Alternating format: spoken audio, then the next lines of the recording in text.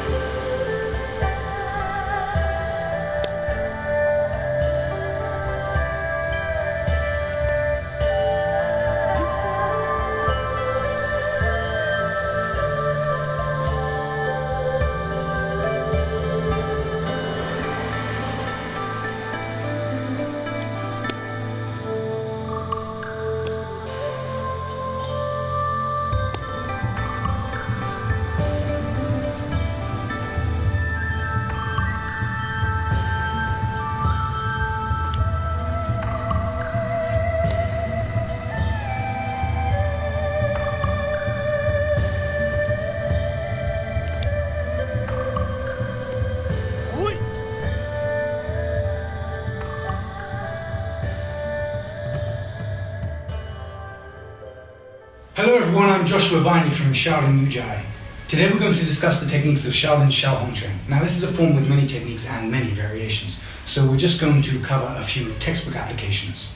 The first two to discuss are the backhand to the opponent's face and the cutting palm to his center. They both start from the same position, that is Yundai Jam, the cloud cover palm.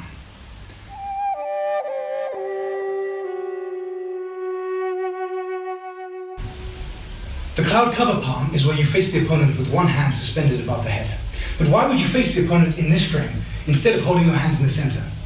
What if I want to react to my opponent? If my hands are in the center, I'm forced into a decision. Do I block up or down, left or right?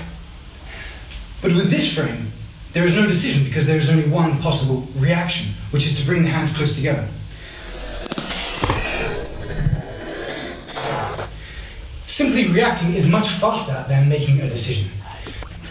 You don't need to parry the first technique that enters your space. You can rather use the entire surface of the structure to guard with, wearing it like a suit of armor. This way you push into your opponent with the cloud cover palm, push towards him, find a weakness and then attack. The cloud cover palm is followed by the technique Banshou. This is a backhand to the opponent's face.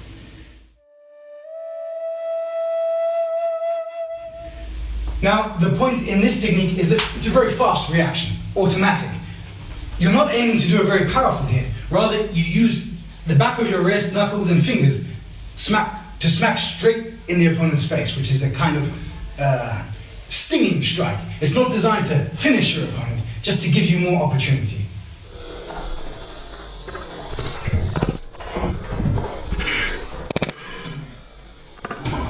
So the cloud cover palm is not just a reactive stance, it can also be used to engage with the opponent. From here, from this high position, I strike downwards directly into the opponent's face, like a slap with the whole palm. So this hand is used to test his guard, to provoke a reaction. If the opponent punches you, it is very difficult to catch his hand out of midair. However, if he reacts to you, then it is easy. So use this hand to provoke a reaction. Once I cause a reaction, when his attention is taken up high, then I use the cutting palm, the pushing palm, into his abdomen.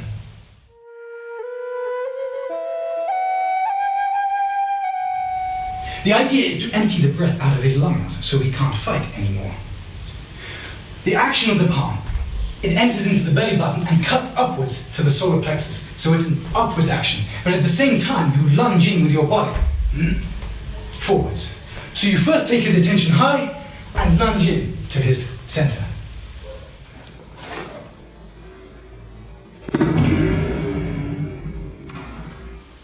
If the technique fails, you bring this hand back physically to cover your face and strike with the rear hand, again, low. So high. These three palms can be used continuously. I attack high, medium, low.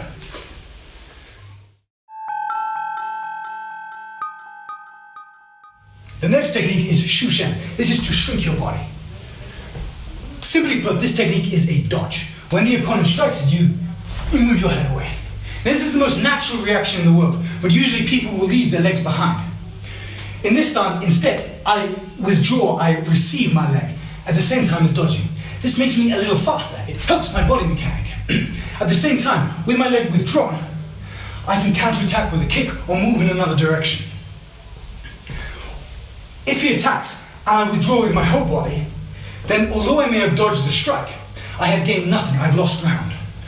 With this technique, by receiving this leg, this one barely moves, so I haven't actually lost ground.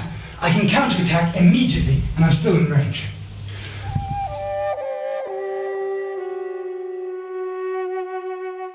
The next technique to discuss is Xing.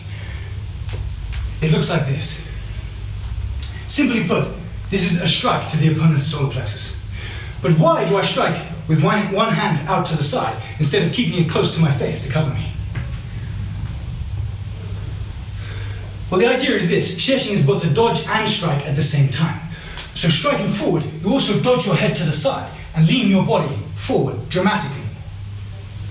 If I try and do this with my hand here, I can only lean so far.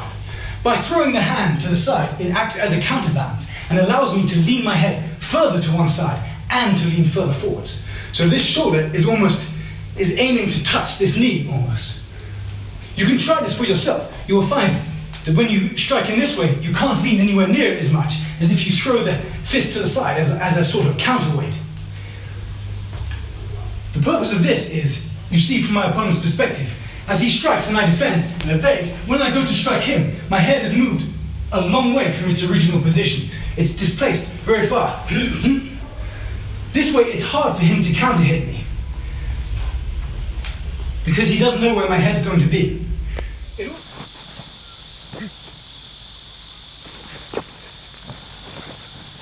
So it's a very aggressive technique. The hands start in the center, I lean in and strike. And that's it.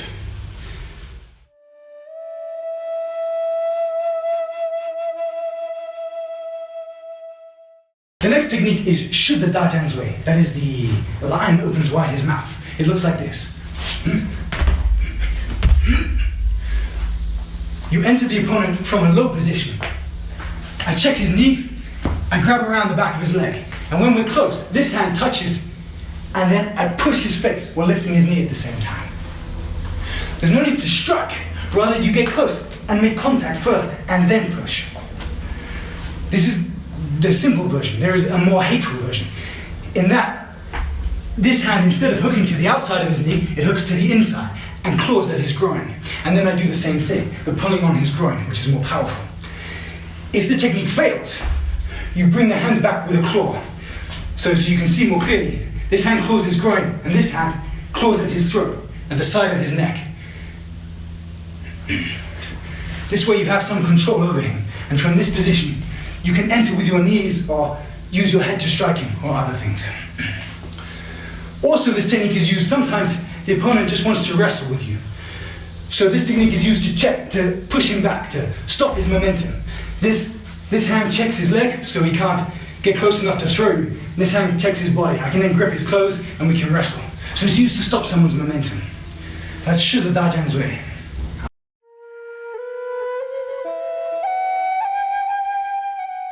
The next technique to discuss is Panjo. That is the coiled elbow. It looks like this.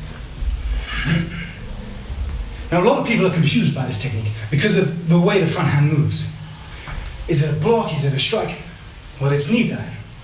The idea is to reach out and hook around the opponent's head and pull it sharply towards you, and then lift this elbow upwards and crush his face between your arms. You use the entire surface area of the arm to strike with.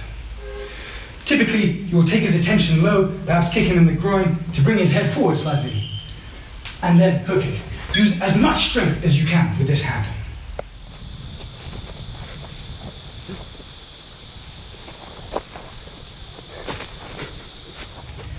But it doesn't just have to aim for his head. The hand reaches out and it entwines with whatever it comes into contact with. You come into contact with this arm, you hook it with your force and lift the elbow up into his center. You come into contact with this arm. Again, you entwine, you entangle, you hook it and lift upwards into his body. You come into contact with both hands. Again, you entwine and lift upwards. You come into contact with his body. Again, you can entwine and lift upwards. The speciality of this elbow is it's not like this large circular elbow. If his guard is tight, this circular elbow will impact off his guard. This elbow, however, strikes from underneath, like this. So even when his guard is quite close, it lifts upwards, inside and in between, striking with the top of the point and the whole surface of the arm.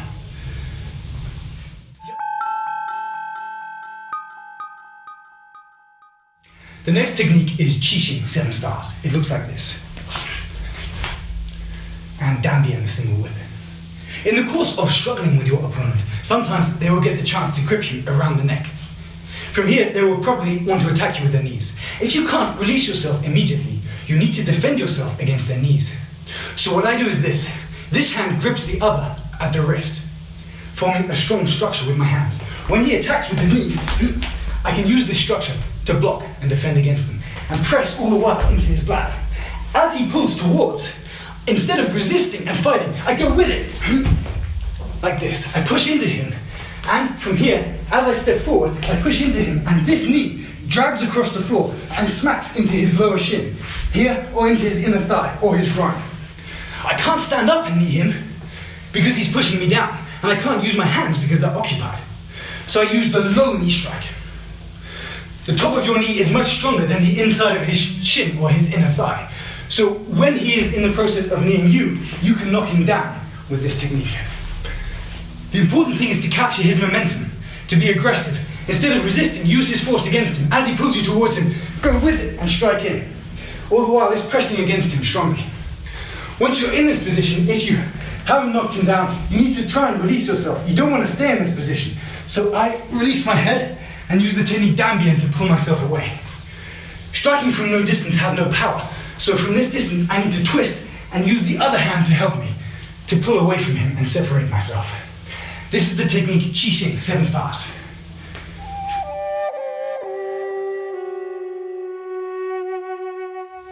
The next technique is Chongtian Pao, the sky cannon. It looks like this. The way this technique works is, as I'm facing the opponent, I strike towards his ear with this part of my palm in a long strike. My idea is to provoke a reaction. When he reacts to me, I pull his hand downwards and kick upwards into his kidneys or rib area. This hand, at the same time, tries to hit for his face. Then, as this leg comes downwards, I use the power of it coming downwards to strike up into his face. The idea is to kick with the ball of the foot upwards into the opponent's body. If you kick across, he can absorb some of the force. But when you kick upwards, it has nowhere to go, and so it just hurts. You kick upwards in this manner. So, I distract, pull him onto my technique, and strike. One alternative here is to strike low with the kick, which a lot of people prefer. So, from this position, I kick around to the side of his knee and pull slightly towards me. This collapses his structure slightly, which brings his head into a more easily hittable position. And I strike upwards into his face. The stance is bingo. This uses power when the legs are brought together sharply to strike upwards. So to reiterate, strike for his ear. When he guards, kick and strike.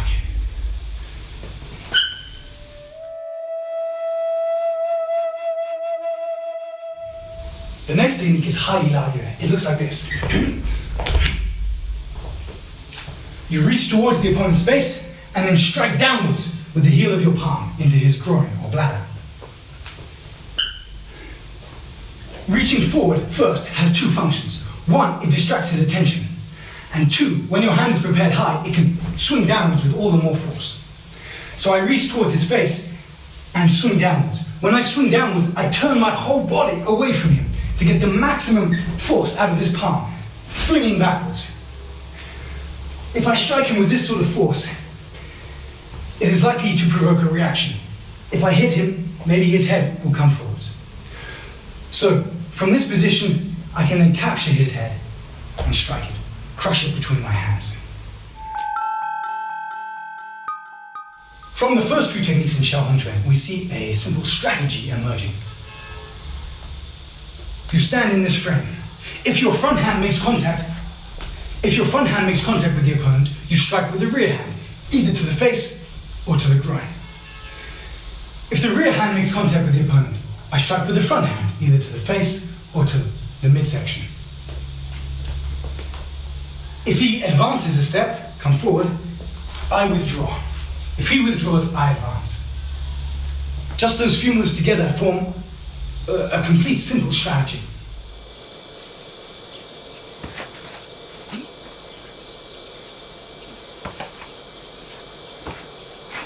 Opposed to this strategy is another strategy. That is the one we use with the slanted form and the coiled elbow. The hands are held in the center and it's very aggressive. It attacks the opponent. So we have an orthodox strategy where my attacks are simple, straightforward, and an unorthodox strategy where I try and do something with my hands to distract the opponent, to open him up for a strike, or I react to him.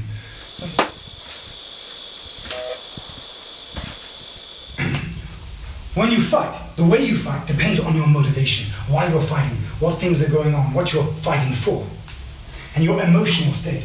And you're not always in the same state. You don't always have the same motive during every fight. Sometimes you're defending something and you're angry and you have momentum and you want to be aggressive.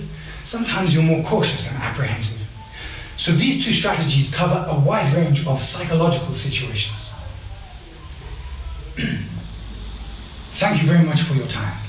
We'd like to make many more videos like this describing Shaolin forms, but we need your support, so please subscribe below. Thank you.